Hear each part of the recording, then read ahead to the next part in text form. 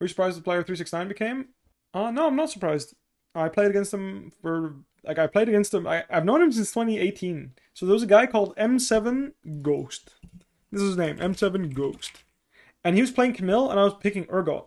And after I played against this guy, 3 to 4 times I played against him in solo queue. He added me, M7 Ghost, and he added me, and he was like, he messaged like, "I can't beat you, Urgot.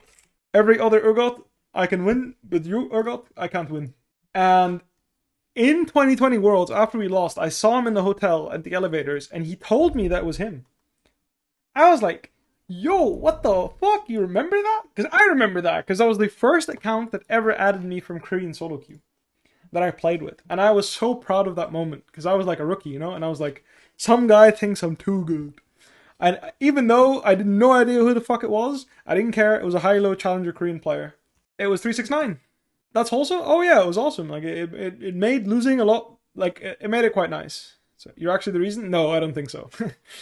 He's very good at the game, don't get me wrong. And when I played against him, I could feel it as well. You know, I felt he was very strong. He was very good. I just felt like my champ was too OP, so I couldn't lose. But I felt like it made me reconsider playing Camille into Urgot, because it actually looked like it was winnable. But I do think Urgot can beat Camille if you know how to play the matchup very well. And I was like kind of a Camille one trick that year because I played like 100 games of Camille in spring, so I was very good at Camille's timings. Even in the summer because I played her so much that year.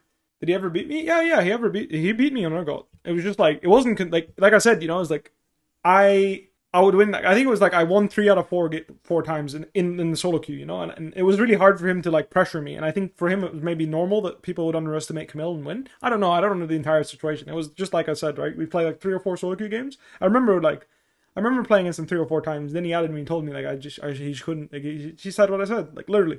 Just like I beat the other Urgots, but I can't beat this Urgot. I was like, I felt really good about that, you know. I was like, that's fucking right. I'm the Urgot. To be fair, my Urgot was fucking crisp.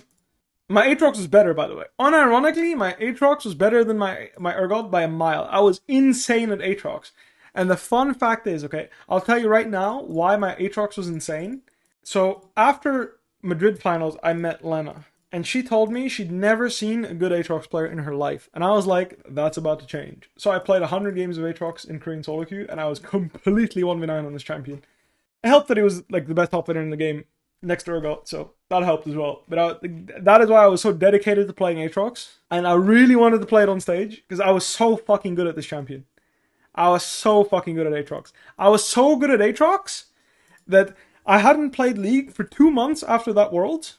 And when I came in 2019 in spring, I was shit on everyone playing Aatrox, no matter what matchup as well. You guys remember, right? I just blocked in Aatrox the whole fucking split.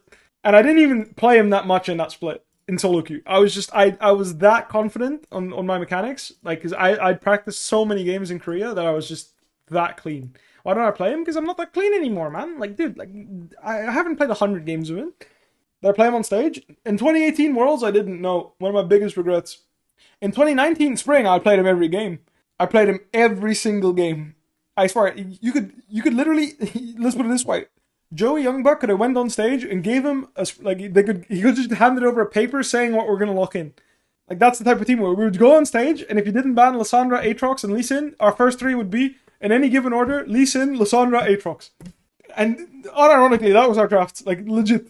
And then either it would be like Silas or Lissandra, because Silas is Monster OP, but they would ban it, and then like Zyrakata instead of those.